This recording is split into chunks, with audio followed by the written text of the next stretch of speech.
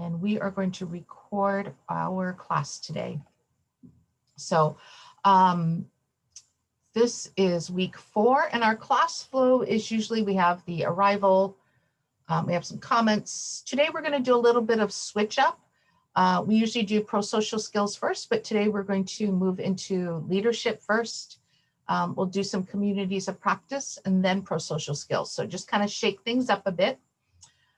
And we will start the way we always do with the moment of silence. And this is a way, some of you were asking us in your assignments, how do we practice mindfulness? So this is one way that you can do it. So we are going to do this again, as we do every week. So I will ring a bell, and if you could just kind of quiet yourself and remember what space we're in, and a way to help us prepare for class, all right? So I will ring the bell to start our moment of silence.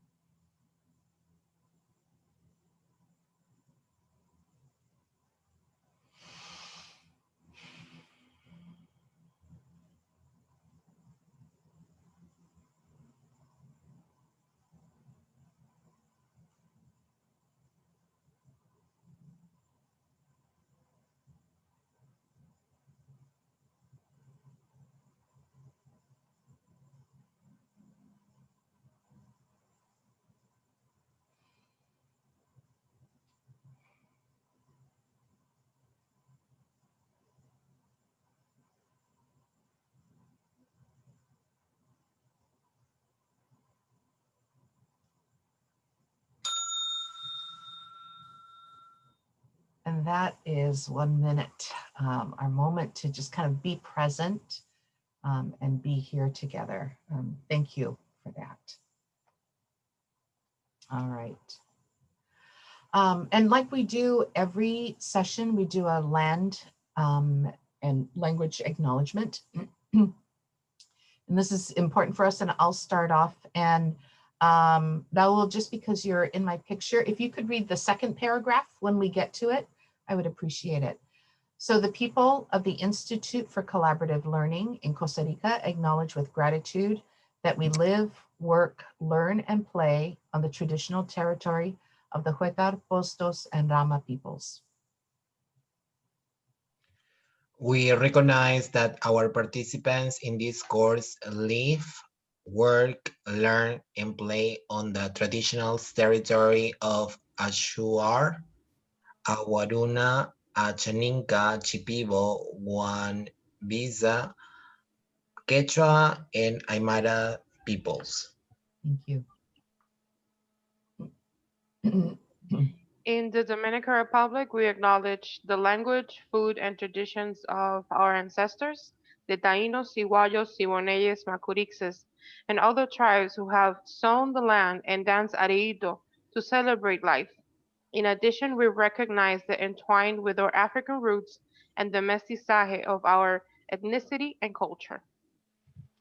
In Seattle, we would like to acknowledge that we are on the traditional land of the first people of Seattle, the Duwamish people, past and present, and honor with gratitude the land itself and the Duwamish tribe. We endeavor to live, work, learn, and play with respect, humility, and compassion. We recognize and cherish all languages of the world, including all of the languages spoken in the communities and classrooms of the participants, organizers, and facilitators.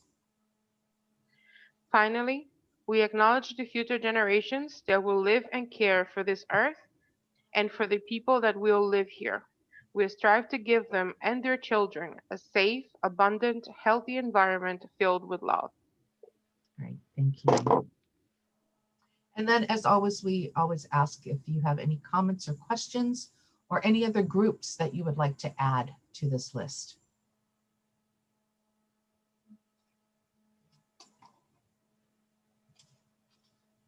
Okay, thank you. So I will stop sharing here, and Carlins, you can go ahead and take over next. Yes. Okay. So I think that I think that you saw a little bit of what we were going to do now. But I think it's a little bit play never hurt anybody. So today we're going to learn a little bit about how to play and learn together. So as part of our bonding in these sessions, we always incorporate an activity where we can know a little bit more about each other. But in this case, we're going to be playing a little bit. So I'm going to be modeling with Susan and with all of you what the activity is. So I'm going to be choosing something around the room where I am right now, but you're going to be asking me questions about what this thing is, right? And I'm going to be answering, well, yes or no. I'm going to be giving you hints, yes or no, more or less, right? And you're going to be guessing about that. And then later on, I'm going to be showing you the object and we can discuss a little bit further about that. So I already have my object and you can start asking questions about that object. Let's see. Who is curious about what my object is? So we just ask you a question, is that right? Yes. Okay. Is Everybody it can ask questions. okay, Carlen, is it Yes. an object? It is an object. Yes. What color is it? It has color, but it also doesn't have. Does that make sense? Is Raúl? it solid? Say what, Daddy? Is it solid or liquid? It's a solid object. Yeah, it is an object. Is this made of plastic? Is it plastic? I think it's more acrylic than plastic. A cup? Say what, Norma? It's a cup. Say what? Cup, taza? Like a cap, like a lid? No, No. a cup. No, like a A cap. cap? No. No, it's not a cap. No. Is it a glass? Say what? A glass?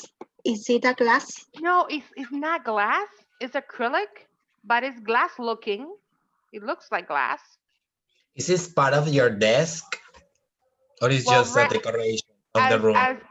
I think in December it became part of my desk. Yeah. Since Is December. a Because it was place where not you here before. where you put here your pencils, pens?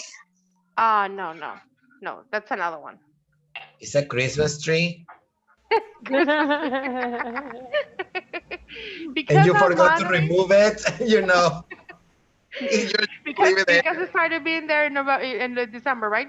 So because I'm modeling and I want to know more about you guys, I'm going to be showing you the object so we can move to somebody else. But you can see what the dynamic is, right? You're going to choose one object. You're not going to show it first. We're going to be asking questions about it, trying to guess, right? And let's try to take turns. So I'm going to show you the object right now. And then you can ask me more questions, at least a couple more, so you can know more about it.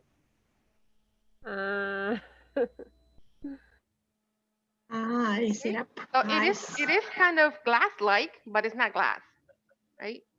So what do you want to know about this? What are you It curious is a about? prize. It is, yeah. They're recognizing my 10 years at the institution. The institution gave me this Oh, for my 10 years there. Yes, so that's why it's there since December. And what It is wasn't there before. You see, it's not a Christmas tree, Raúl. What else would you like to know? What does it say? It says the Instituto Cultural Dominico Americano recognizes my name for her 10 years in our institution and service, and the date, December 22nd, 2020. Well, in Spanish, but exactly that. So you see, I gave you hints a little bit of what it was, right? Okay, so right now that was our model, and for you to know more or less how to do, but let's see who would like to now choose an object and we can ask questions.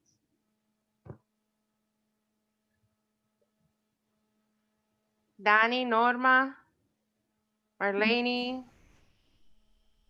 yeah, me. Okay. Are you ready? Yes. You have your object already. Yeah. Okay. Let me think.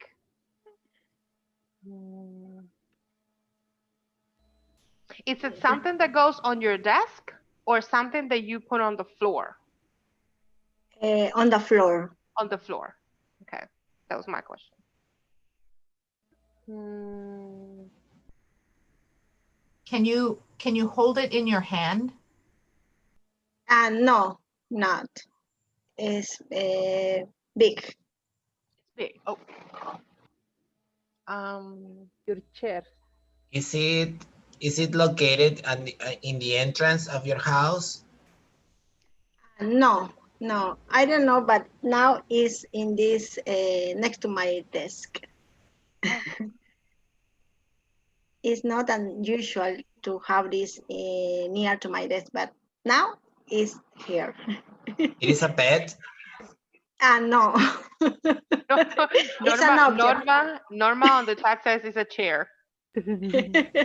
No, it is not a chair. Let's see. So it's on the floor. It's big. You cannot have it in your hands. It has numbers. It has Numbers. numbers and it's big. It's a calendar. Hmm. Someone said, is it a calendar? No, the calendar. The numbers it- are from 0 to maybe 100. Oh. Is it like a big calculator? Like an old calculator? No, it's not a calculator. Is it a weight? Yeah, good. Wait, A really? weight.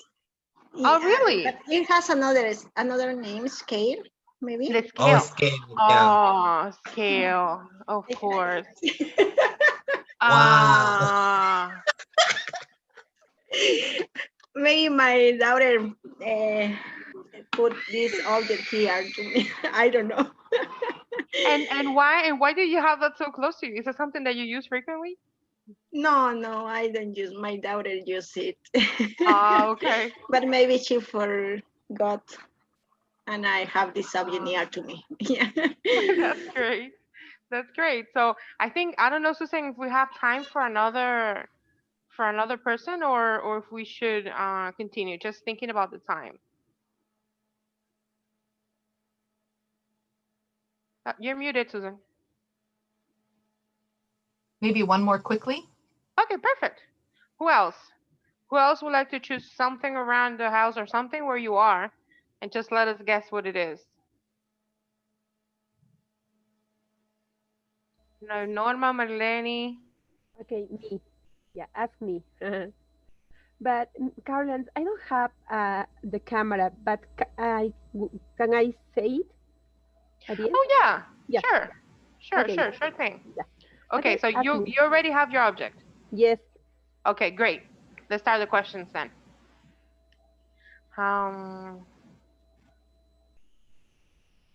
Is it big or small? It's small. It's small. Okay. Norma, do you use the object every day? Yeah, Oh. every day, except on weekends. Except on weekends. Yeah, Small, you don't use it on weekends. Okay. yeah. Is it made of glass? No, it isn't. So it's Is it plastic. a shopping carriage? Excuse me, can you repeat again?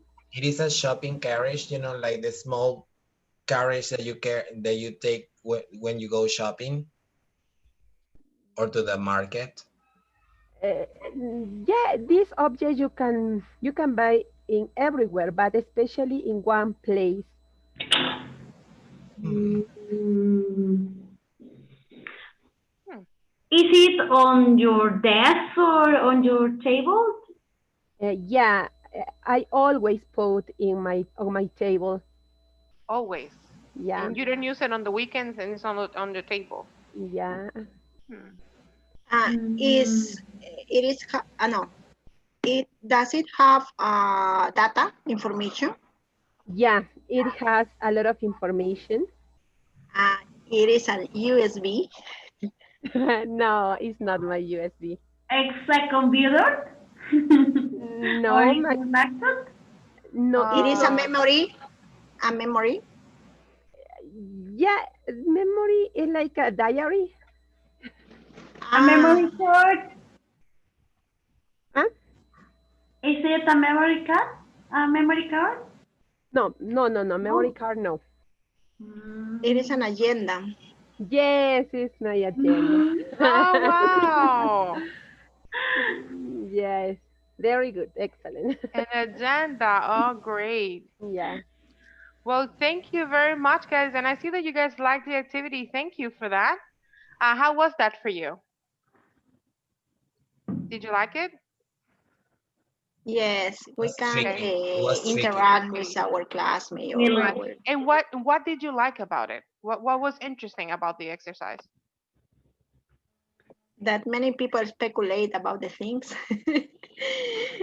Yeah. engagement, True. no? Engagement is an engagement situation that allows that the participants can speculate and give more ideas about something, no?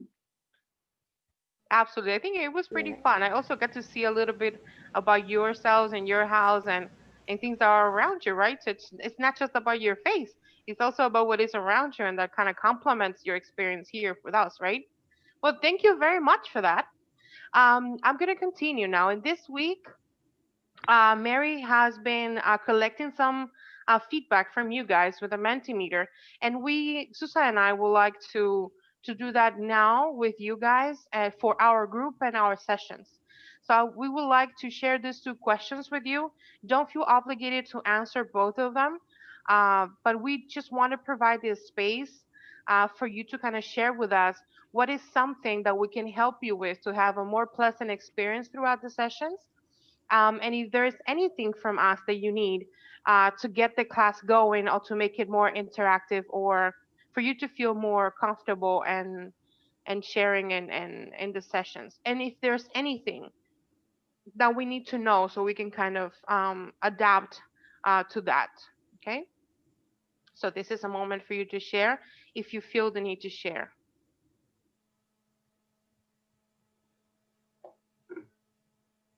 And you can open your mics or write in the chat. Both are okay. But what can we do to help support you and your learning in this class?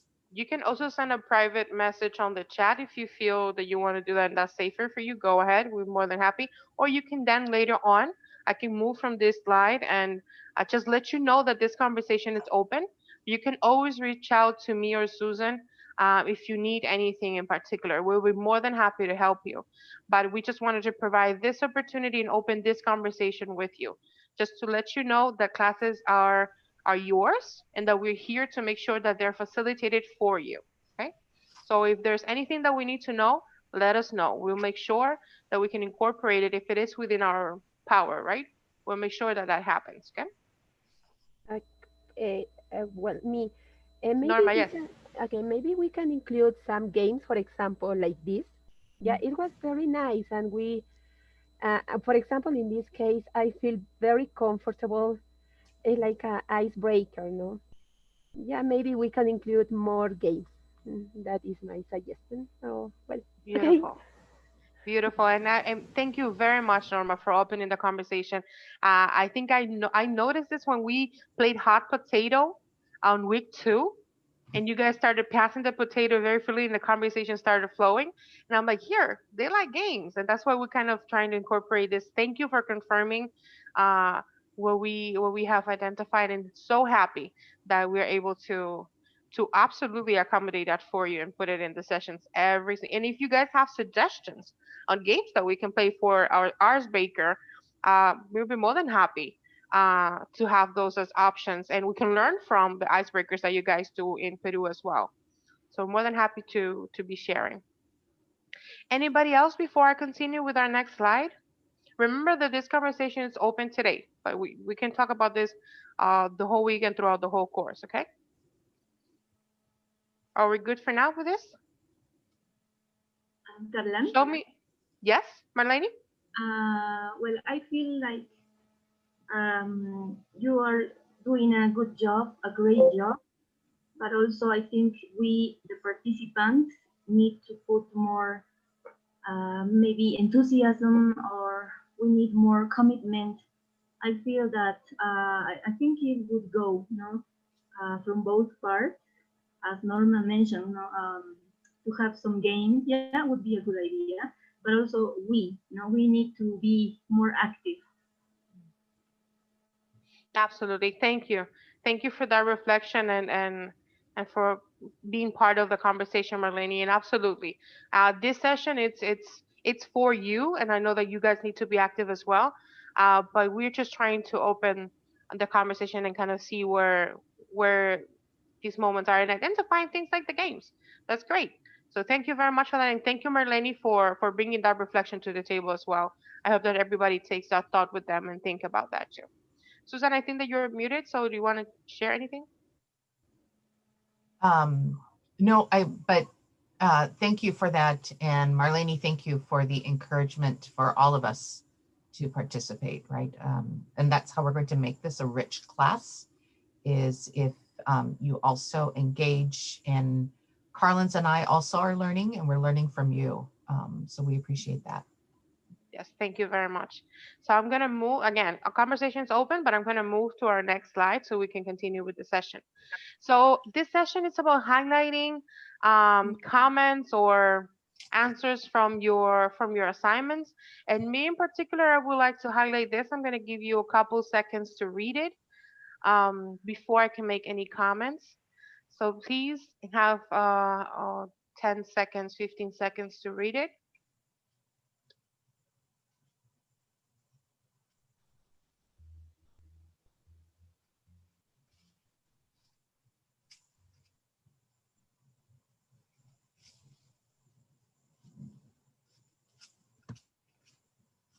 Great.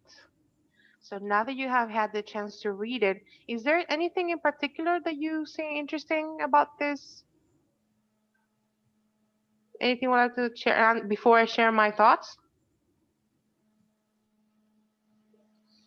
Maybe when you mention here how the ants work together, it is like a system because all of them are connected to do the same work. No, maybe this is the goal that we need to do in this kind of community. No, everybody activate the knowledge from the other participants, or maybe shared some knowledge, and it is important because we need to improve, but together. Absolutely. I totally agree with you, Danny.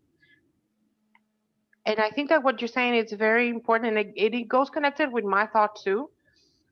When this person used nature to kind of explain how communication happens and how collaboration happens in nature, that it's organic, that it's just an instinct sometimes for some living things.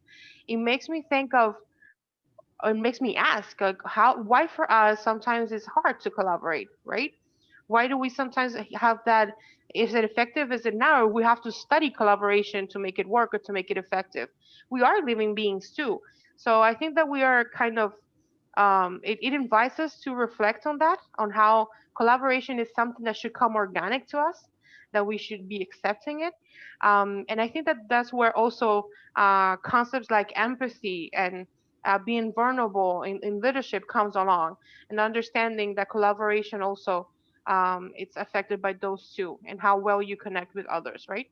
So I think that from this particular quote and for this particular participant, I wanted to highlight that, the fact that it made me think about how collaboration and working in community, it's nature to us.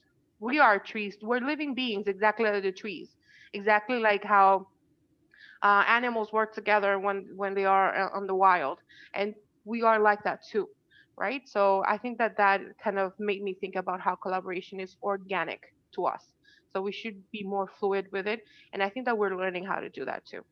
Marlene, I see that you have your mic open. I don't know if you wanted to contribute to the conversation. No, well, maybe I want to add something to what Sure, you go ahead. said. Perfect. Why is it that in nature they work together, but here we humans, we don't work together, no? I don't know how we see each other. Maybe, for example, that is the family, I don't know, the Robinsons family, the other is the, I don't know what, the Rojas family, etc. But I don't know why we don't realize that we are all a big family and we should work together. If we don't, I see it as something that is dangerous, no? Because the other family, if we are separated, the other family will suffer or will do something. But if we protect all together, I think we could see something new, no? For humans. I think, as you said, we have to learn these things, which looks so hard. The countries sometimes are divided, the families are divided, even the brothers are divided. They fight each other. No? Thank you. Thank you, Marlene. Thank you for contributing to the conversation. And yes, I think that every week is very excited to see your assignments and see this type of comments that made us think on and connect with the way that you are interacting with the information that we're sharing with you. So thank you, everybody, for your participation on this slide and for contributing to the conversation. So right now, we would like to talk a little bit about some reminders. Let's just give it some reminders. We know that every week we have a WhatsApp assignment as part of your weekly assignments. Every time you go into Canvas, you have WhatsApp assignments, and there are two per week. And one is related to the content, right, Susan? And the other one is something that you can share. It's going to be a different topic every week. And we would like you and we would like to know more about you every week. So please use the prompts provided in the assignment to share on the chat so we can start our conversation exactly like we did today, getting to know you a little bit more. And they are part of the assignments. So that means that they're part of the requirements every week. Also, we would like to let you know that we have office hours available. We have shared the schedule, and every time that there are office hours we post them too. So if you want to know where is the next one, if you didn't get the chance to go today, let us know if you need us to share again the schedule so you will know when you can join one of the office hours. You can join any of the office hours. It doesn't have to be Susan's or mine. You can join any other of the coordinator, any other of the facilitators. And also, the small group discussions are mandatory part of the course. So make sure that you are in one. If you're not part of one right now, reach out to any of the members, the participants in this group.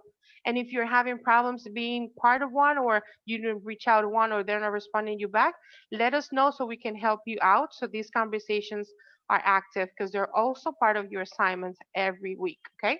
So 3 reminders: WhatsApp assignments, office hours, and small group discussions. Okay, WhatsApp assignments and small group discussions are mandatory as part of your assignments every week, and office hours are um, optional.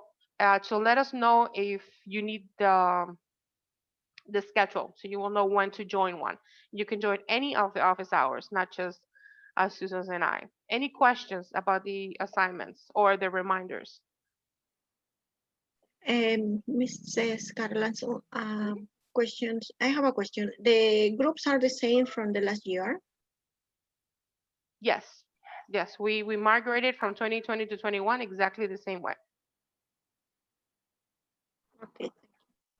Great. And if you need any help activating the group or anything, just let us know where you are, and if that help is needed, so we can just kind of help you out, help you with the conversation, and then you can carry it out. Okay? Because remember that the small groups are a requirement, but there's something that you guys do on your own time. It depends on your schedule too. Okay. Great. Any other questions? We're good? Great. But just remember that Susan and I are always available on WhatsApp if you need any further clarification on this. So now I'm going to be taking the attendance. Remember how we do this? It's on the chat. So right now I'm going to be sending the message on the chat that says attendance. Once you see that message, I would like you to please write your full name on the chat. Not only your name, your first name and last name, but the full name, attendance. Okay. You can do that now, and you're going to have 90 seconds. I think we have around 14 people, right? Yeah, around 14. So you're going to have 90 seconds to post your full name on the chat.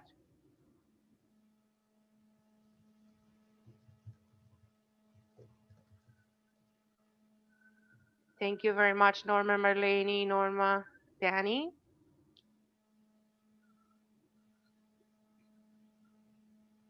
Thank you, Raul. Did you guys like tea? I love tea. This one is orange and cinnamon, and I love it.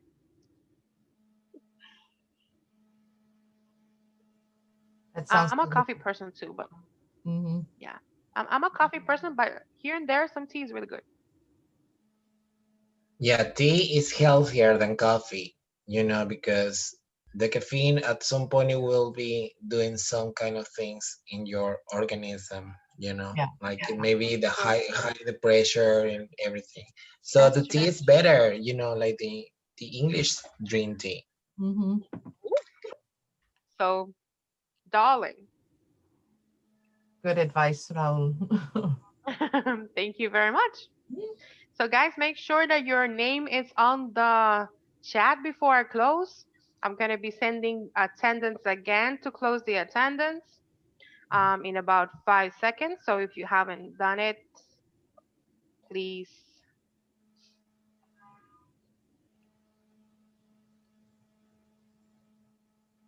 Okie dokie. So, we're going to close that. So, thank you very much, everybody. And I think that that's it for me because we're going to be moving to leadership, right, Susan? Yes. So we Okay, great. do leadership. So hang on just a minute.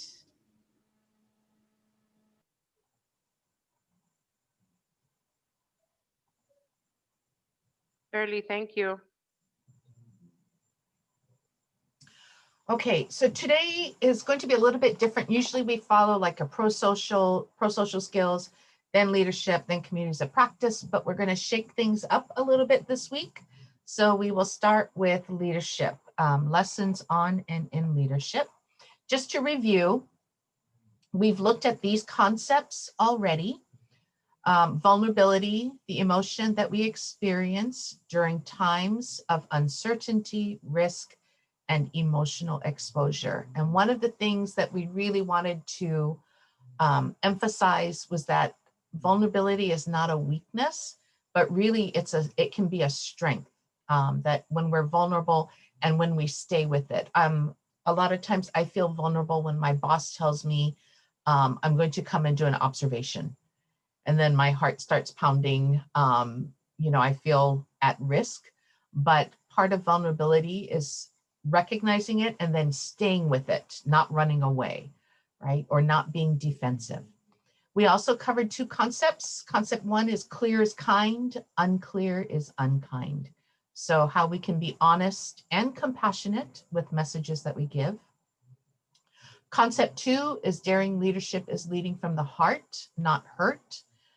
So this also means that we avoid blame and shame, right? And blame was people, and you guys did a good job for those of you who turned in your assignments this week, that, and in the last, over the last 3 weeks, was that blame is a way for us to not feel uncomfortable, right? So as when we blame people, it allows us to feel better.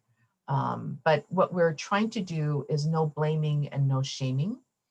And then the antidote to shame is empathy. And so this is what we want to focus on over the next 4 weeks. There are 4 empathy skills that we'll be looking at. And this you can practice in your classrooms with your colleagues, of course, with your family members, and we're going to practice it together with ourselves. Our empathy skill is, I need to move this up here.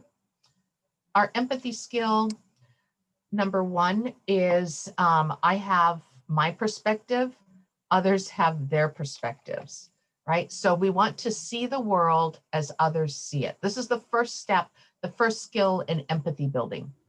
So to see the world as others see it. I have my perspective, others have their perspectives, but seeing this is a core skill in building empathy. So we also call this perspective taking. And it's really important to be able to do this. Oh, there we go, sorry. So I have a question for you. You should be able to see some pictures here on your screen. And there's also 3 questions. What interpretations do you have for these items? What are interpretations that others might have? And why might they have these interpretations? So first, let's take a look at this middle one here, the drawing, right? And you see, and I think you can see the different perspective they have. So the number on the ground depends how you read it, depends on where you're standing, right? So whether you're going to see a 6 or a 9 depends on where you are. And this is kind of the idea about interpretations and the perspective. So let's take a look at this piece here on the right. So what do you think this is?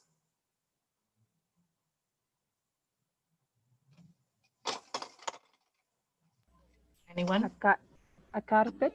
Right, so it could be a carpet. What could be another way to describe this? So it could be a carpet. Anything else? Maybe we can interpret the design, the image to give a message about a vase.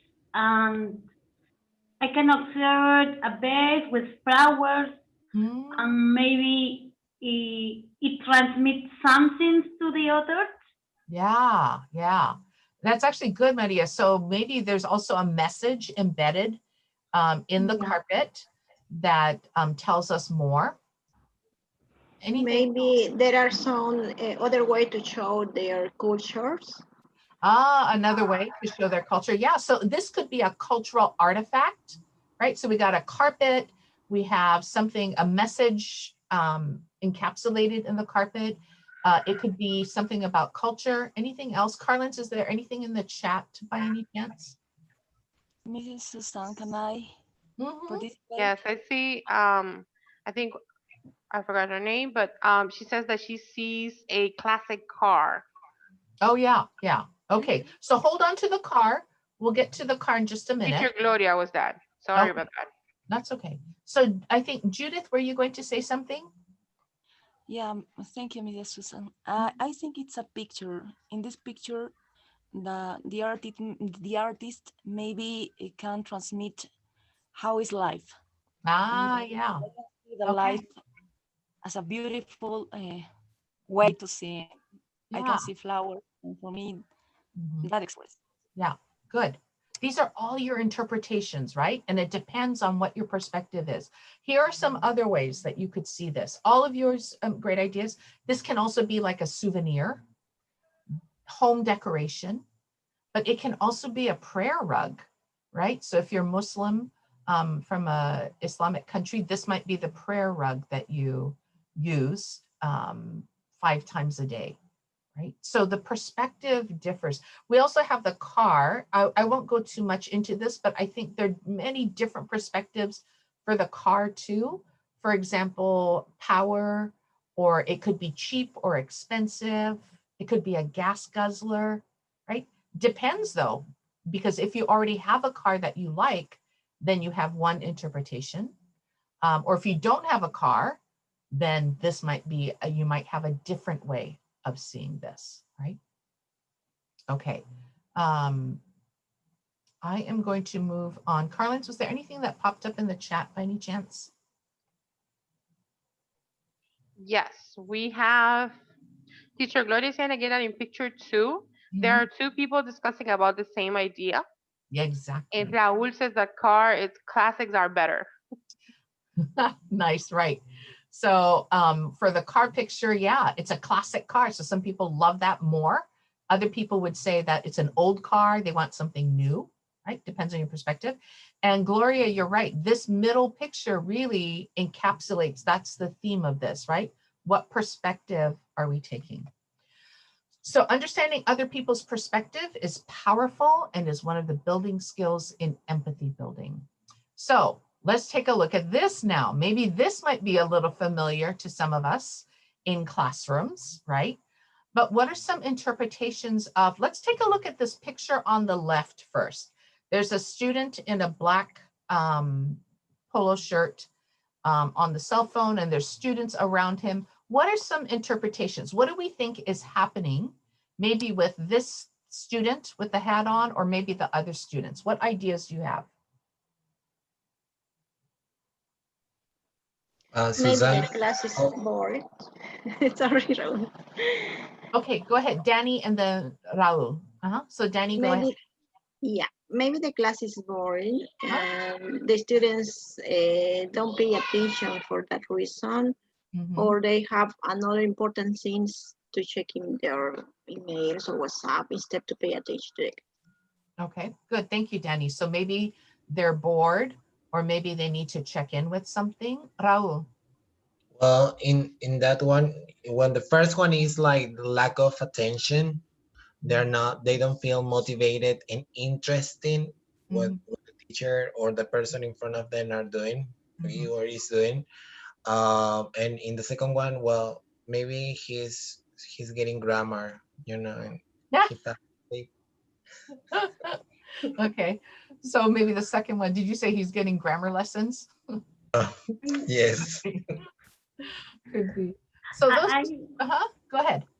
I think that in the first picture maybe is not only the lack of motivation.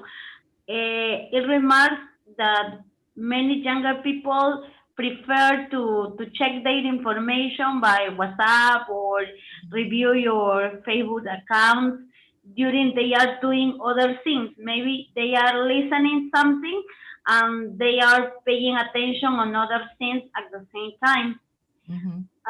There are maybe disruptive students, or they are not concentrated on the activity, or the activity are not engaging with them. Yeah. So we want to, Carlins and I want to pose a different way of thinking about this. And that is, what do they need? What is missing from their life? Or what kind of human need do they have that is not being met? That is why this is happening, right? So here's what I heard. Some of you said maybe this young man here, is checking WhatsApp, checking what's happening. So maybe what he needs is a need for connection, to connect with other human beings, right? And maybe that's what he's doing on his phone. And also when I look at this picture, I can see that in the picture, there's not much connection going on here anyway, right? So that could be a need that this person has. And we're going to talk about needs, Carlin's will today, with pro-social skills, right? But we want you to start thinking about this differently also. Let's take a look at this young man here in the green hoodie, right? He's looks like sleeping or tired. So what could be a need that he has? What does he need in his life that's not being met?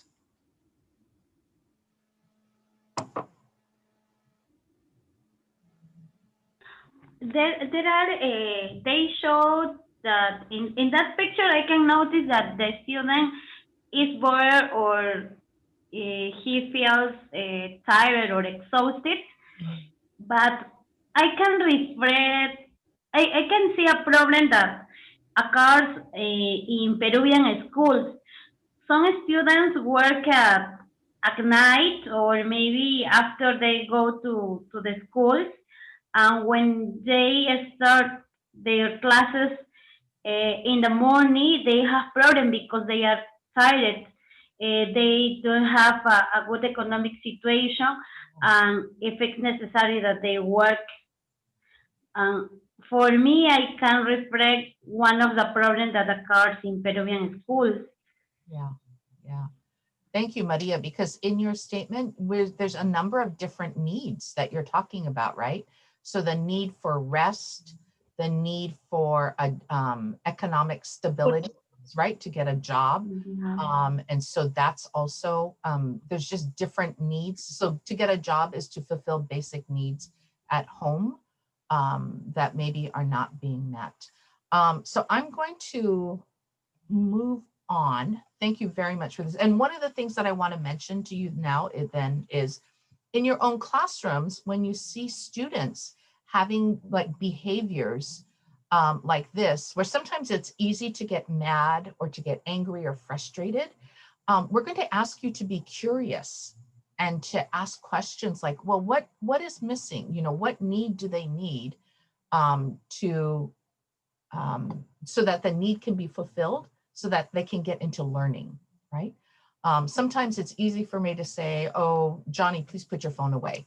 And when I do that, I want Johnny to put his phone away to focus on the lesson, but I'm missing an opportunity to help him find out, to meet a need that he might have, right?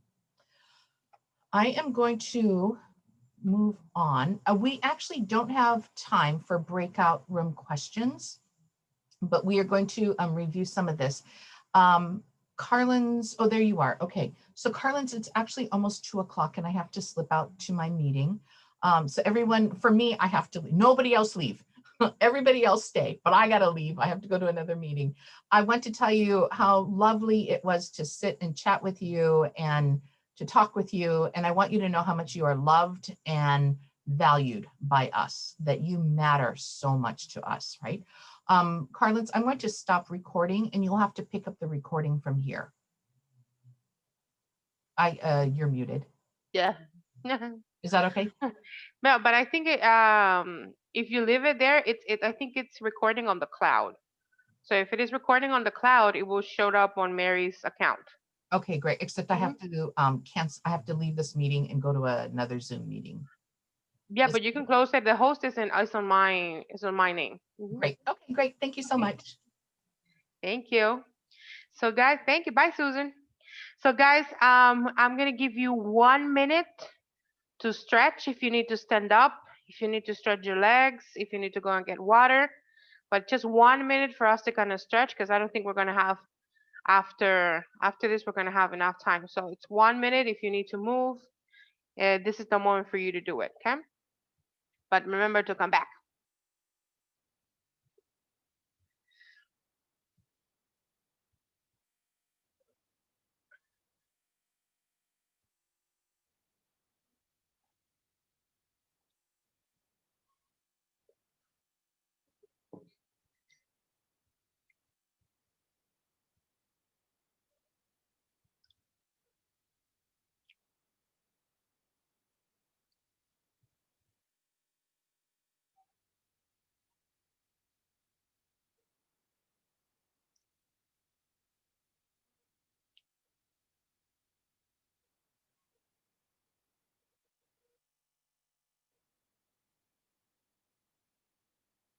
So in about 15 seconds, I'm going to resume the session again, okay?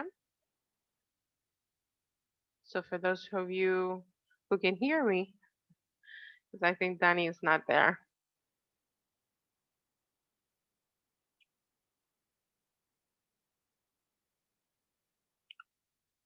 Kevin, were you able to solve the problem with your audio? Was it you that had the problem with the audio, or was it Marlene? I don't remember. I think it's Burley.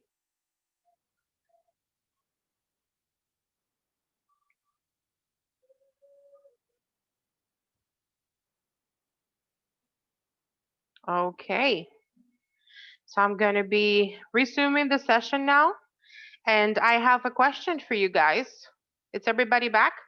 Show me some reaction. Open your mic or say yes on the chat. Tell me that you're there. Hi, Juliet. How are you? Norma, you're there. Thank you. Hi, Maria. Welcome back. Danny, you're there. Yay, there's Danny. Yes. And how about Teacher Gloria? You're there. You can use the chat. It's perfectly fine. Teacher, hi. Okay, so I have a question for you guys. We have two threads now to cover. Pro-social skills, where we're going to be revising feelings and needs, or we're going over feelings and needs, kind of connecting with what Susan was saying. Or we can talk about, or we can go first, communities of practice, where we have 3 things that we want to see: motivation, levels of participation, and the stages of a COP. So which of the 2 would you like to do first? Just because today you're running the show.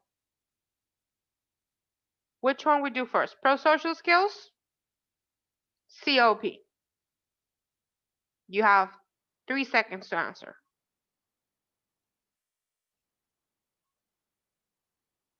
Danny's laughing. About feelings, maybe activities. Pro-social skills? The Danny, second that you mentioned. The second that okay. you mentioned. Pro-social skills and COP. COP is communities of practice.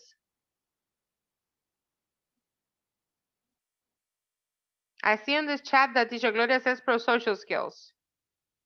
Raul, what are you feeling? I think COP. COP. I have 1 and 1. Maria, what are you feeling?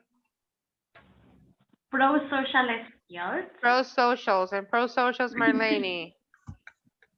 Who else? Who would like to join Raul? Raul is all alone. But it's a short. It's only about 3 slides, so I think that we can do it and definitely cover the COP as well. So let's go over the pro-social skills real quick. Let me just share my screen. Here we are again. So as Susan was saying, and as we have been seeing, one of the things, well, we talked about mindfulness, and you guys have been very interested on how to work with mindfulness.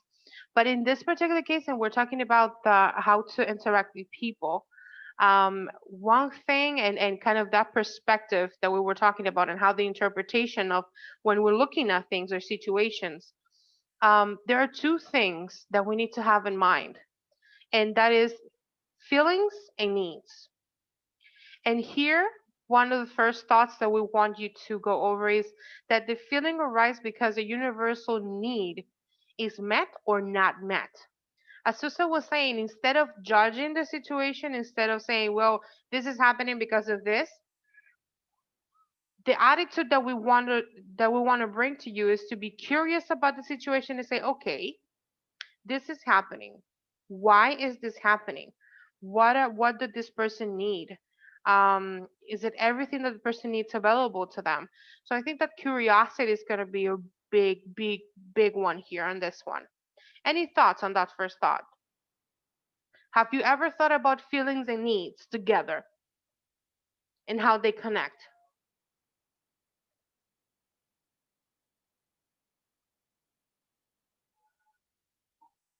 Say yes or no. Have you ever thought about feelings and need together?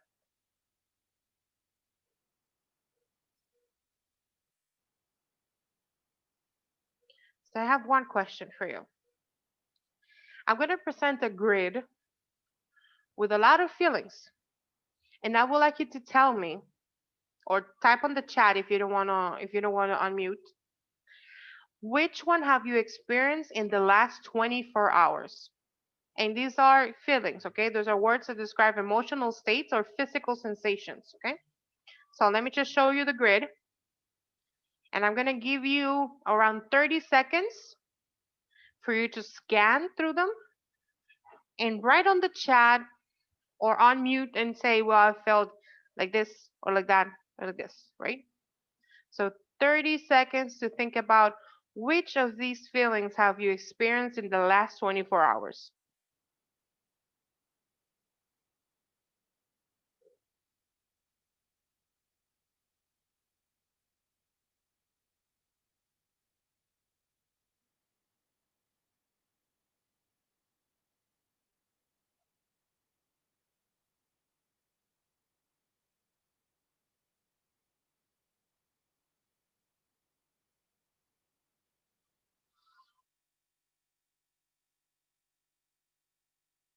Who would like to share?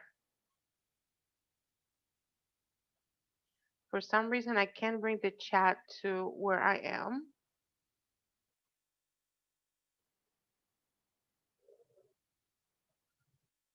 Yes, go ahead, Burley. You can unmute.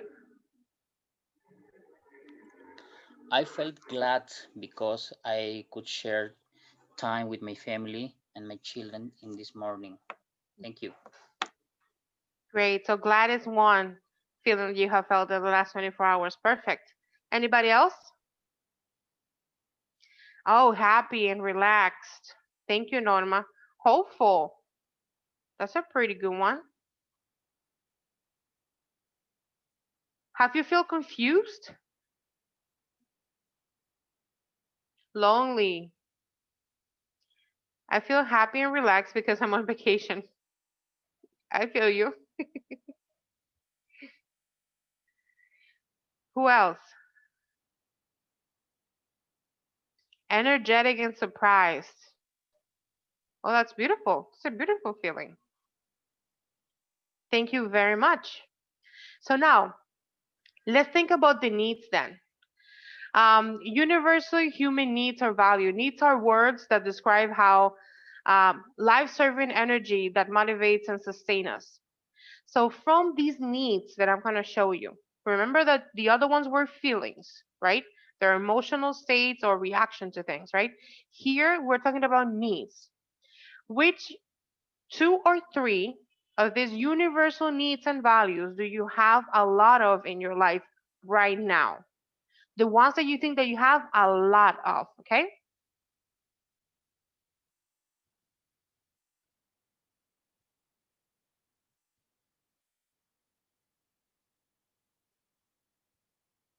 Thirty more seconds.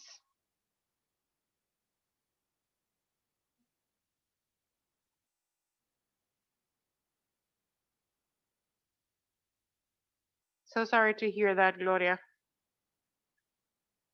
My heart is with you. Okay, which two or three of these universal needs or values do you have a lot of?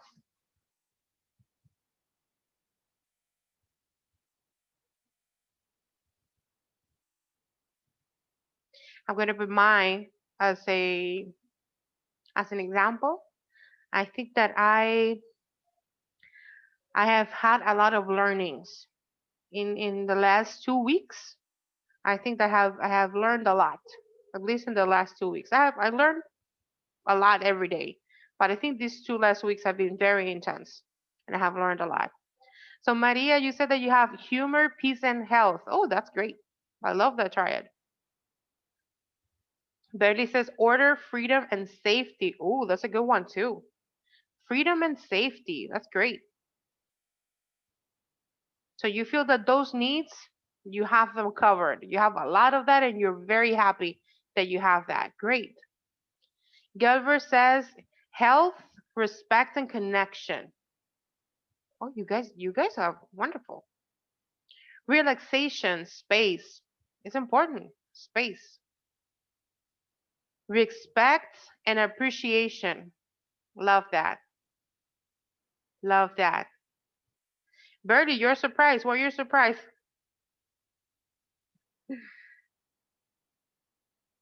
Anybody else would like to contribute? And thank you for using the chat. Raul, I don't think I have seen yours. Do you have a lot of, which needs do you have a lot of? Well, right now, I don't know. Uh, I don't know. Yeah, here, Ruth is saying humor and respect. I love humor. Sometimes we don't think that that's a need, but it is a need. Sometimes we do things to be lightened up, right? Raul, you were saying, Maybe, I'm sorry. yes, maybe, I don't know, maybe a lot of learning and a lot of humor. I never lose it, you know. That's Even though we have hard times, but I always try to get some kind of smile from the horrible situations some of us that's great. are going through, you know. That's great. That's an awesome. It's a need, but at the same time, it's a value too. I think that it's something that we should encourage everybody to have to look the break side of things. And although we know that the glass is half empty, because it is half empty, we still can look and appreciate the half that it's there, right? And that's a good thing too. So health and safety. Thank you very much, Norma, for that. Thank you very much, guys, for that. Do you see? If we go back and think about the pictures, we were thinking about the student with the hoodie who was sleeping, and the other student who was checking his phone. And if you look at these, what need? Do you remember that Susan asked you that? What need do you think the student was trying to fill with resting? I mean, with putting his head down or the other one by chatting. Now that you have this on the table, how do you see that those pictures in your head? Are you thinking or are you going around the situation differently now? What would you ask what question would you ask a student now?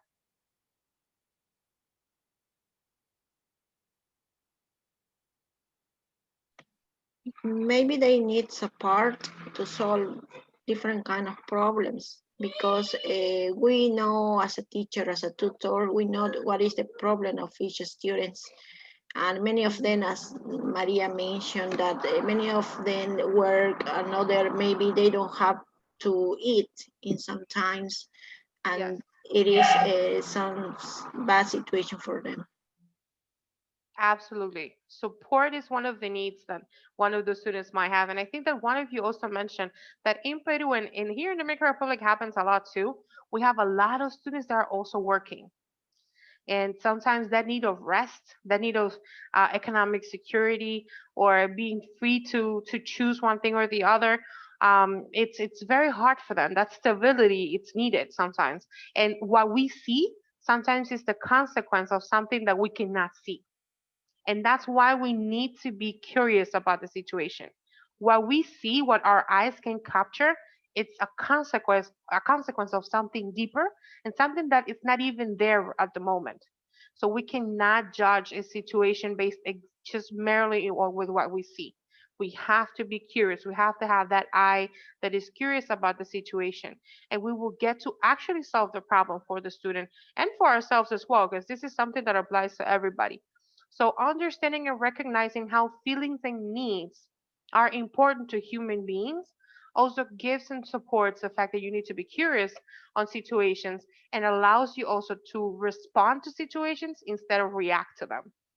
Because sometimes the person needs you when they are pushing you, right? And when you feel that the student is not connecting with you, is when they actually need you, right?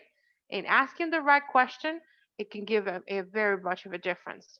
Any other thoughts around this?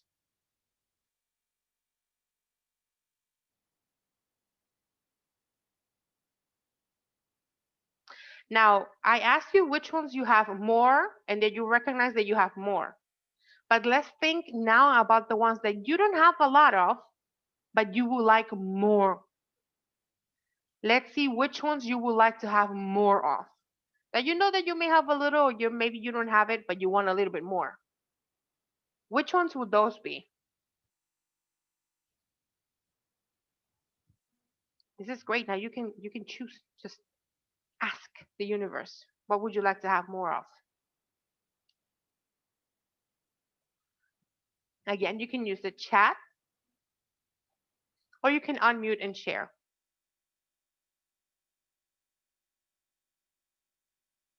So these ones are needs and values that you would like to have more of.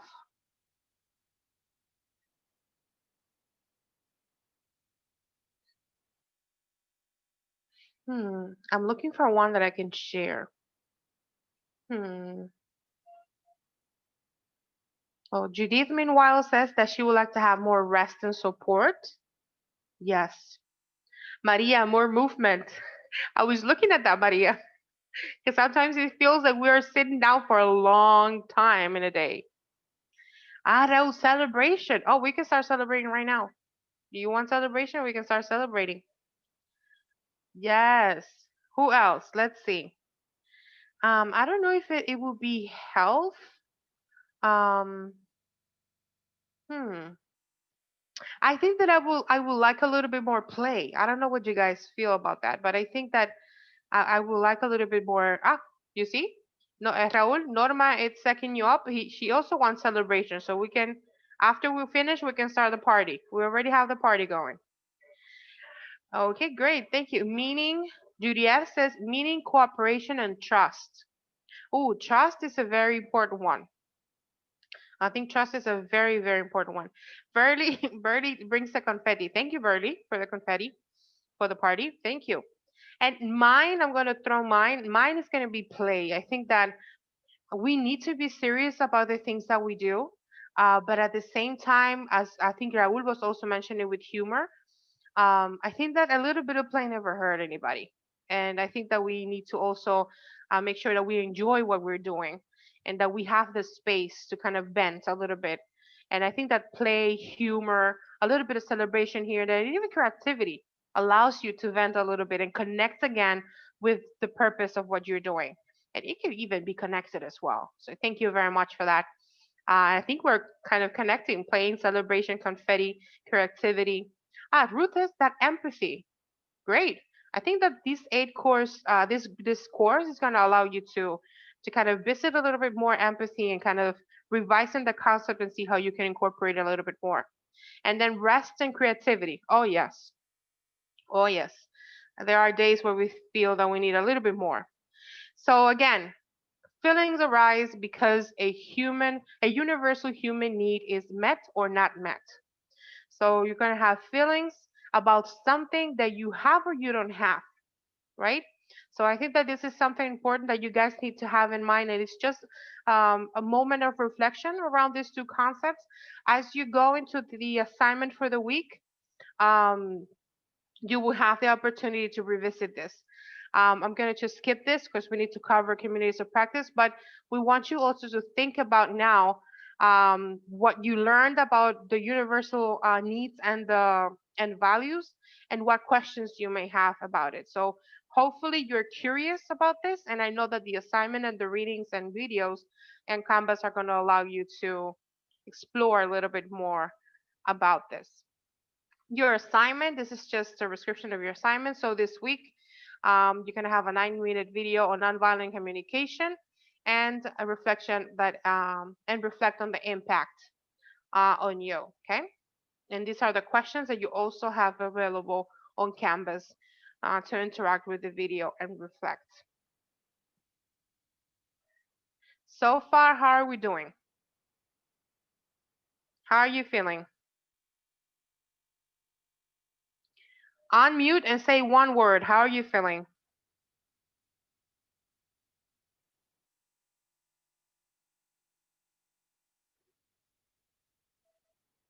Great. Norma says great.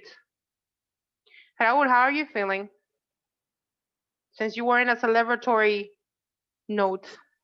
I'm okay, you know, it's the weekend, so I'm gonna Yeah, we should be happy. It's the weekend. I should relax because I have done some things, so I'm over some others. So, but still, Great. I'm good. Great, Thank you great, for great. asking. Gelbert, you're nice. Yes, yes, I am. I am nice. I am happy because in the morning I was playing with my sons soccer. Oh, that's great. And Judith is fine too. Thank you very much, Judith. Thank you for that. Okay, so now let's go over the information that we have here for communities of practice, right? The COPs. First, we have been talking about communities of practice, and we are now clear that we're talking about a group of people that work together towards one goal and they have a common field, and also they meet regularly and they have intention on when they get together. But I would like you to also think about what are the different communities that you have been part of. Thank you, Maria. What are some examples of communities of practice that you are in now or that you have been part of in the past? Have you ever been part of a community of practice? Although it doesn't have to be called community of practice.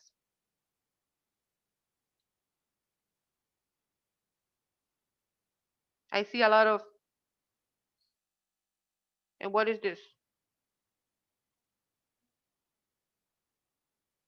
Because that could be a yes, but not really. It could be a not really. So nobody has been in a community of practice or a community? Yeah, maybe we practice this if we have a group of on Facebook. We share different kind of information with some teachers, and maybe they interact or ask for some important information, and we support some teachers too. Exactly. Sometimes we are part of a community of practice and we don't necessarily know that it is a community of practice because it's not called like that. right? Yes, Norma. Exactly, with your colleagues. Yes. So we want to go over three things with friends. Yeah. Those are other communities as well. So there are three things that we want to go over when it comes to community of practice in this session today. Communities of practice, they go through development stages. And you will have people that will participate in different ways, and their motivation will come from different causes or reasons. Okay. So these three things are the three things that we want to revise right now. The first thing that we want to talk about is the COP stages. And I'm going to allow you a couple minutes to read this slide as soon as it shows up. Great. I'm going to allow you a few minutes to read this. These are the COP stages when it is developing. So I would like you to please have 2 minutes to read what is on your screen.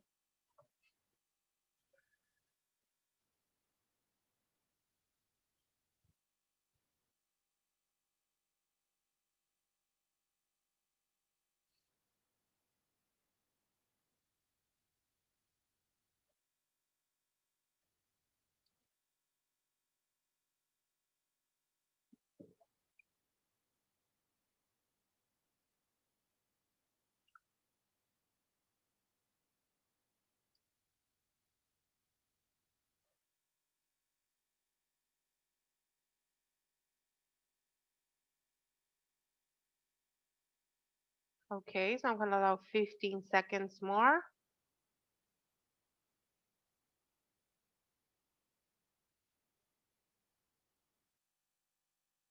Okay, so I have a question for you guys. What did you notice there? What is the first thing that you notice?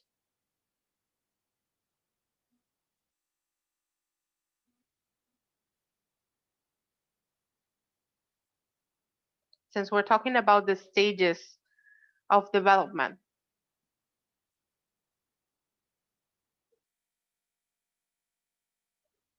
I observed the big line, and basically falls on operating, which is what we're going to do: share knowledge, solve problems, build skills, and improve the practice with the other members. The peak. Exactly. So most likely at this peak, when the operating part is where the COP is more active and is more productive, right? Because it's kind of like we're agreeing on everything. We're all here. We're committed to this. So let's start moving, right? And things start happening. Absolutely. That is one thing that we can notice there. What other things can we notice from the graphic?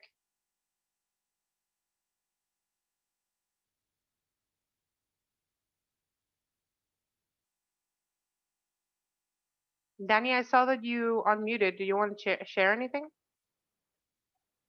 No, the same to Raul. No, if we are in constantly sharing also part the other members of the group, maybe we are we are in a high peak. But maybe if we don't answer or doesn't pay attention to our participants, maybe they lost the interest and then they don't want to participate again, or it doesn't matter for them. So, and we maybe disappear the group or the CEO. And it may happen. It happens sometimes. It happens sometimes because you can have just COPs that work as sorry, that work a very specific topic, and they got to solve that problem, and that is it, right? They get together again whenever they need to solve another issue, another problem. Some COPs are also assigned certain situations to solve. That could happen. That could happen. But what is another thing? Do you remember the life cycle that we learned in science? That everything que nacemos, crecemos, nos multiplicamos y morimos, ¿verdad? So this is practically kind of the same thing, right? And it happens with groups and teams. And it happens obviously with COPs as well. You will see where you have a stage where you have to work on the motivation, where you have to work on people getting committed, people getting engaged, if they are the right people for the group. Then you start creating that bond. You're starting selecting the group. You're starting seeing where you're connecting. You're defining that space where you're going to be working with others. And then it comes the operating part that Raul was highlighting, where you have everybody is agreeing on things. We're working towards the same goal and we're very productive. But there's going to be a point also where that particular issue it's already solved. So obviously things are going to start slowing down again into another topic arises and we're going to go back again, getting everybody interested in another topic. Sometimes it happens that the group closes, but sometimes it's just the topic that we already covered. We already have the solution to that. Well, then it's going to slow down a little bit, but then we can pick it up again, right? And get everybody committed again with another one. So it's kind of like a life cycle for us, right? Where you have to get people committed and very productive. Then you get everybody very productive in the middle, and then you obviously at one point may not have the same activity as the beginning. So this is one thing that we want you to think about when you're creating your COPs, that's going to be part of this process at one point. Understanding that it is okay to have these stages. You have to understand where your COP, the stage in which your COP is, in order for you to support the teams in that COP. If you're starting, you know that you need to support them. You need to have you have to work on motivation. But if they're operating, you need to make sure that whatever they need is available, right? And whatever was solved, we need to make sure that everybody agrees on the way that we have solved that problem, issue, or whatever situation we're working on, right? So I think that understanding as leaders of COPs, understanding that your COP is going to go through these stages, identifying that stage is crucial as a head of a COP. Okay. Any thoughts around this slide?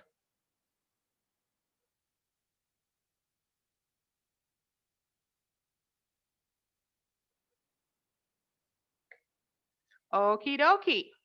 So let's go to another one. Not that we know that we have stages, not that we know that people are going to act differently in each one of those stages.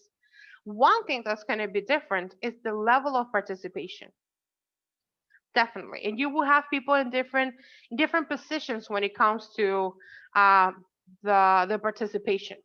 So I'm going to give you 15 seconds for you to look at the screen and this graphic here that I think it's very illustrative of what we want you to understand when it comes to levels of participation. There are multiple ways to engage in a social learning, which is COP in a shell or is part of. So you will see that you have down here, see, down here you have the core group, the one that kind of meets every day, the person who's supervising. Hopefully this is you. Look at you here. Look, Danny, this is you. That person over here, it is you, Danny. And this is your COP that is working, right?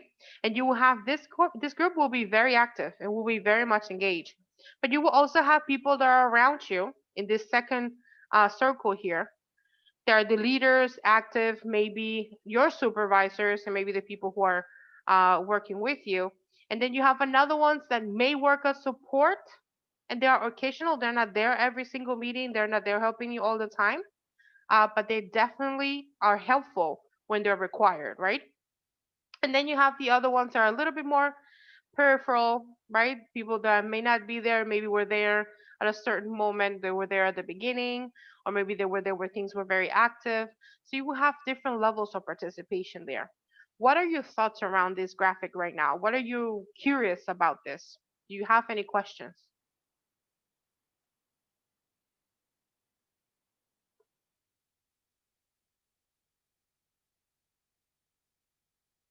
I have a question for you. Can I ask the question? Can I? Yes or no? Sure. Okay. Raul is like, sure. Okay. If you think about this slide and you think about your level of participation in the last 3 weeks, not this session today, but in the last 3 weeks, in regards obviously our course and our sessions, where do you put yourself? Are you in the core group? Are you an active participant? Are you occasional participant? Are you a peripheral one?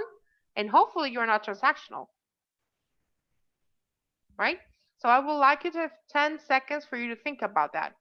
If you think about our course and our sessions every week for the last 3 weeks or so, how has been your level of participation? Where would you put yourself? Imagine that you're one of those little people there in the image. You don't have to say it if you don't want to. This is just for you to think about this, okay? But if you want to share, it's perfectly fine.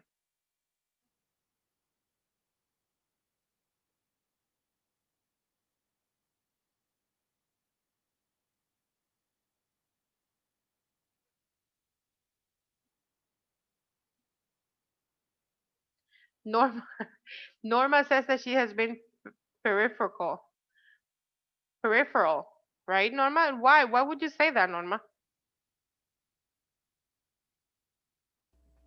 Because in some communities of practice, I don't share all the time. Yeah, for that reason, I say that I am in peripheral. And do you think, and I have another question now, do you think then that it's not valuable then, or it's not that you're not part of that community because you're one or the other? What do you think? Uh, I don't understand your question. Can you repeat again? Okay, so do you think that a peripheral a participant or that is engaged or participating in a peripheral level, it's less important than an active, for example, participant? No, I think all people are valued, no, and all participations are valuable too. Mm, It's valid. That is a valid question. It's true. It's true. That's what it says. There is levels of participation. At one point, wherever or whenever you were part of the group or you interacted with the course, it was valuable, right? It was valuable.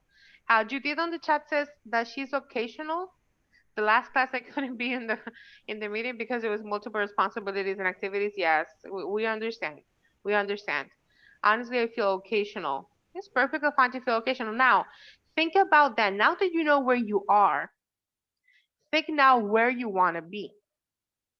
Now that you know that your level of participation is X, Y, or Z, where or what kind of or what level of participation you would like to have in the course from now on, knowing and understanding this now, right?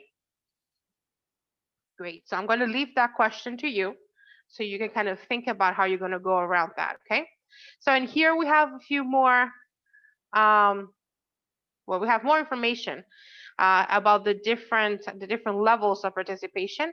And I don't know if anybody would like to share a little bit, or would you like to read it out loud, or would you like a couple minutes to read it by yourselves?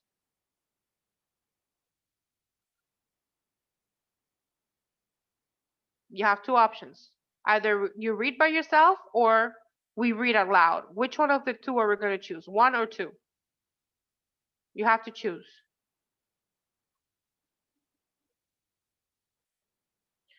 One, read it loud.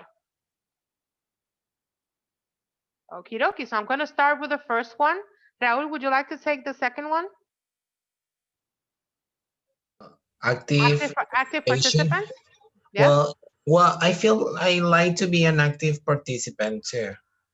Yeah, but would you like to read active participants? Sure.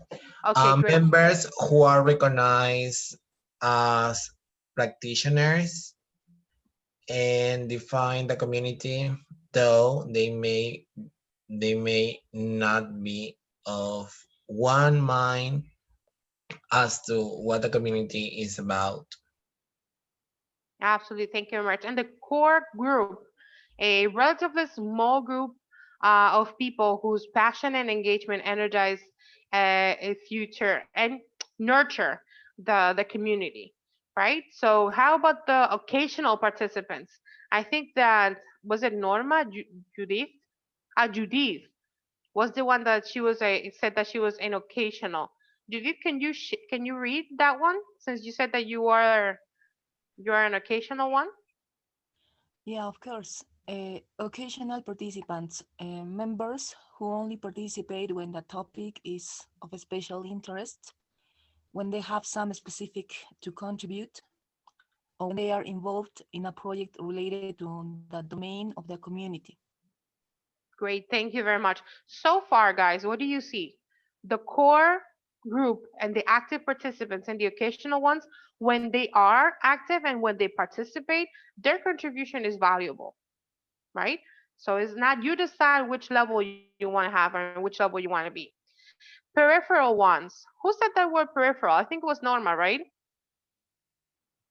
Ah, no, Yes. teacher Gloria. Ah, Norma, yes. Norma, Yeah, would yeah, you like to read peripheral ones? yeah. Okay. Thank you. Yeah. Peripheral participants, people who have a sustained connection to the community, but with less engagement and authority, either because they are still newcomers or because they do not have as much personal commitment to the practice. These people may be active elsewhere and carry the learning to these places. They may experience the community as a network. Miss Garland, I am thinking about, I was reading those concepts and now I realize that I am an occasional participant. An occasional, right? Yeah. There you go. You go. You see, I knew that once we get to this point, you guys were gonna have the idea of more or less what they meant. But we always have the perception, right? Remember we were talking about that? We always have a perception of things. But once we get actual information and we're curious and we get the information, then we kind of reflect again and think, oh, so maybe I'm not that. Maybe I'm here, right? So again, connecting with being curious and asking questions and understanding feelings and needs, right? So peripheral ones, exactly. You see how peripheral ones understand that they don't only want to be part of one group, but they also see value in connecting or kind of having a network and being part of several communities of practice. And again, it's not a bad level. It's just that that person decided to contribute to different ones, and they value the experience of working in community, but as a network, right? And finding little pieces everywhere. So I'm going to read transactional ones. The transactional participants are outsiders who interact with the community occasionally without being members themselves, to receive or provide a service or to gain access to artifacts produced by the community, such as publications, its websites, or its tools. A community of practice is there to to solve a problem and to serve others, right?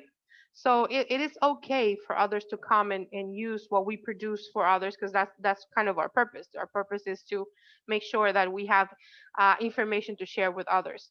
So transactional participants are that. They're people who are willing to get to know what you have done and what your accomplishments and getting to know them, right? What else are you curious about this? Now that you know this, are you still in the same position? Now that you know this? Or would you like to move? Like, I think Judith was the one, or Norma. She moved from peripheral now to occasional.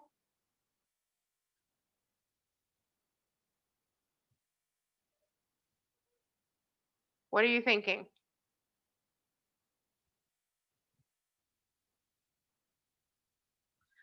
Yeah.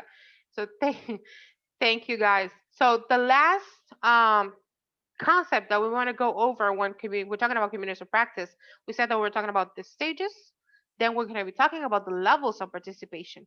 Now, people have different levels of participations, maybe because they have different um, types of motivation to be part of the group or not. Okay. So I would like you to have a couple minutes, not a couple of minutes. I think that with 1 minute you can do it. Just read what is on your slide right now. There are two main. Um, I would like to move to be more active participants. Yes, I'm more than welcome to do that. And think about these two big types of motivations. We have intrinsic motivation and extrinsic motivation. My words are getting out of my mouth. And extrinsic motivation. What might motivate teachers to participate in a community of practice? Remember that our first stage is to engage them, is to get them motivated. So we have those two big different, or kind of opposite sometimes, types of motivation.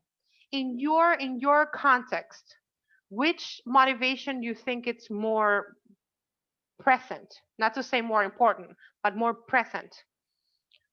Will teacher participate in a community of practice and they have an intrinsic motivation, or will they need to be reinforced by an extrinsic motivation?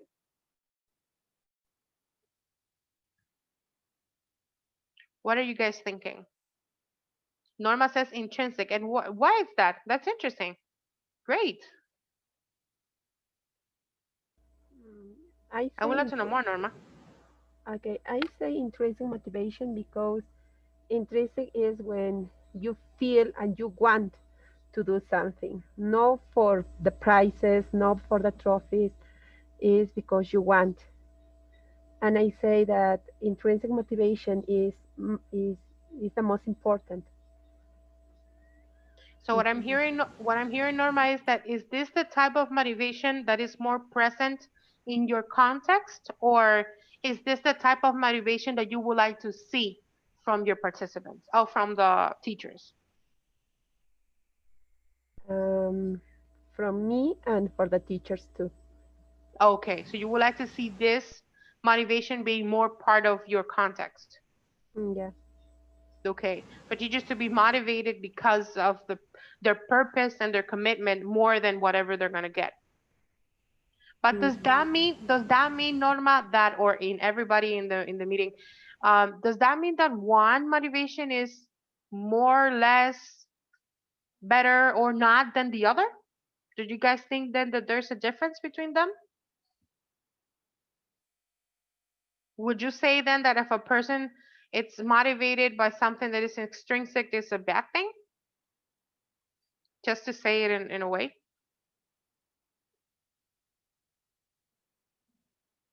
What are you guys thinking? You didn't say teachers need intrinsic motivation all the time to engage students' motivation. True. Well, at some point you will get the power, and it could help at some point. I mean, as a teacher, yeah, both are related, are connected. But we want to reach a particular goal because we are committed, and we want to improve our expertise or our knowledge according to some things that we're going to work with our community of practice, in the future. And also we can apply some experiences that we have worked with you guys in our classes, because it will work perfectly with our students, and it's very nice. Absolutely. And I think that here he's saying it, in the goal is saying it right there. And it's mentioning it again. Remember that in pro-social skills, we saw feelings and needs. Most likely, if a person needs to be extrinsically motivated, there is something that psychologically is not being met, right? There's a need that needs to be met. And that's why sometimes those things are extrinsic may may respond to that need. And the ones we are extrinsic, well, obviously, they're a little bit more connected and supported in a way. That's why understanding and being curious about meeting people's needs is important. In that way, sometimes it can happen. Extrinsic motivation can go to an intrinsic one because I'm already full, but I'm here and present, and I'm still committed to this, right? So I think that it's something that we need to have in mind. The base of this session is understanding how feelings and needs are important when it comes to leadership and understanding and connecting and responding to others, but at the same time understanding when you are in those stages of the COP and you will have people participating in different levels, understanding, okay, what do this person need to maybe move a level and be more committed because I would like to have this person more close to the core group? Or what is it that this person is feeling right now that is responding like this to this situation? So I think that understanding this is why you see, and I think that in this session it's a little bit more clear to everybody how those three threads that we're working work together. Understanding how your pro-social skills are being developed, understanding what type of leadership you would like to have and develop and have as yourself as a philosophy as a leader, and understanding uh, how the COP functions and works. It's going to be the core support of you creating your own COPs, because you're going to be the leaders of those groups, but you have to understand that those groups also have a personality. It's kind of having a class situation. You know that the class has a personality by itself, and you need to know how to go around it as well, right? Any other thoughts around this?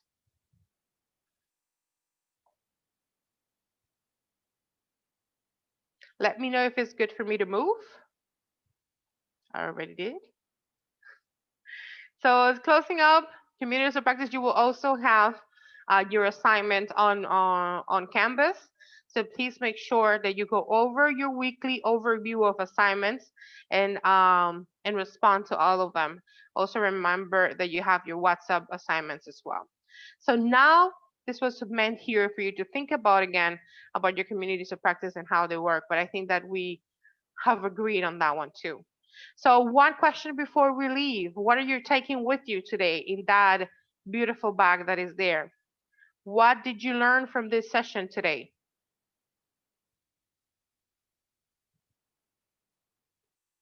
What is something that you say, here, I learned this today, and I'm happy that I learned it? Maybe identify our feelings and needs. Important, important. Great. What is something that you have learned in this session? Hi, Burley. I can actually see Burley's face. Hi. You're muted, just in case. Anybody else? Me. Hi, Judith. Mrs. Garlands, I think today I've learned a lot exactly about where is my level of participation. I noticed that.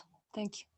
Important. It's important for us to learn where we are and understand what we're learning first for ourselves so we can later on help others in their journey, right? And that's exactly what you guys are going to be doing when you create your communities of practice if you haven't started yet.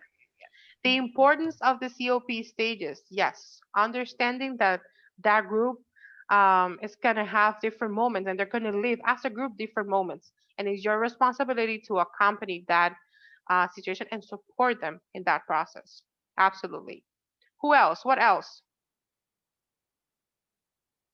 Raul is very quiet and he's about to be faded into the darkness. I don't, I don't know where he's going.